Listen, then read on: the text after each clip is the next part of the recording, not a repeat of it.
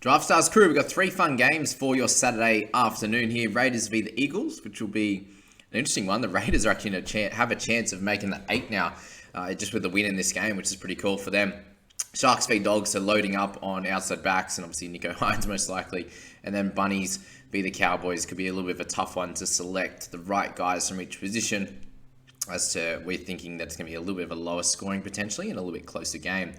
For the outside backs, it's going to be an interesting one here. You've obviously got the top dog in Latrell Mitchell at 20k and has been averaging 70 over the last three. So picked up 50 last week, and you'd expect somewhere between that 50 to 60 mark, I'm thinking, this week. So play that as you may. If you have the extra cash, then use him. If not, then maybe you could try to get a better score, or maybe not a better score, but slightly less score. A good score from Johnston or Campbell Graham, I think, are two solid options in that game for sure. Campbell obviously come back with a good 50 last week, and I think he can do the same. Obviously, getting a try or a try assist would be the way to play it, but he's a great player, and I think that he can do that. Johnston obviously has to score another try or two, which seems to happen every week, which is crazy.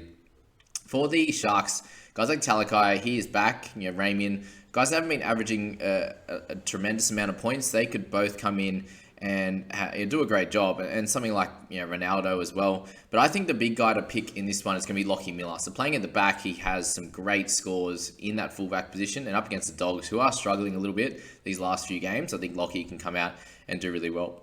I'd have him pretty close to a must-have. Other guys that I think are good selections are Talitakola. Playing in that one jersey, he has much better scores, basically 46 last week in a well-beaten side. I think this one could be a little bit closer for him, and I think he can do a great job. So he's a good selection there. Other guys to select are around that Isaiah Tass kind of level and Xavier Savage. Other than that, there's not too many to pick from at the lower mark. There, obviously, the Tass and Savage ones could be a little bit up and down, maybe a high 30s, or it could be a 28, something like that. But whatever your risk tolerance is on those guys, you can plug away. All right, all the top dogs are going to be pretty good selections here. I wouldn't be looking at Burton in that Cronulla game. I'd be going for Hines in that one, just a clear best pick, averaging 85, which is incredible. T&Cs is an interesting one, averaging 48, a much better game last week, but still not special. There's guys like Foggs and Whiten that are averaging the same for a lot cheaper of a price. Obviously, DC has a pedigree, but that's something to think about with those guys. Damien Cook, obviously averaging 65 and could do a great job for you as well. I think that game's going to be very close, so I can see some big tackle numbers for Cookie, and potentially having to do a bit of the attacking work for them to win also. It's a very interesting one at that point. Cody Walker's been playing a lot better, but the worry with him this week is up against a tougher side. Is he going to get the amount of attacking stats? But these are the games where he has to step up. It's very important for both teams to win this one, so I think that he can still do that for sure. At a cheaper price, you got Chatty Townsend, who's averaging 51.7, the Chad. What a man. So I think he can definitely direct the boys around the park, potentially get a try assist or two, and still get anything above that 40, and you'll be happy with that at 13.5k.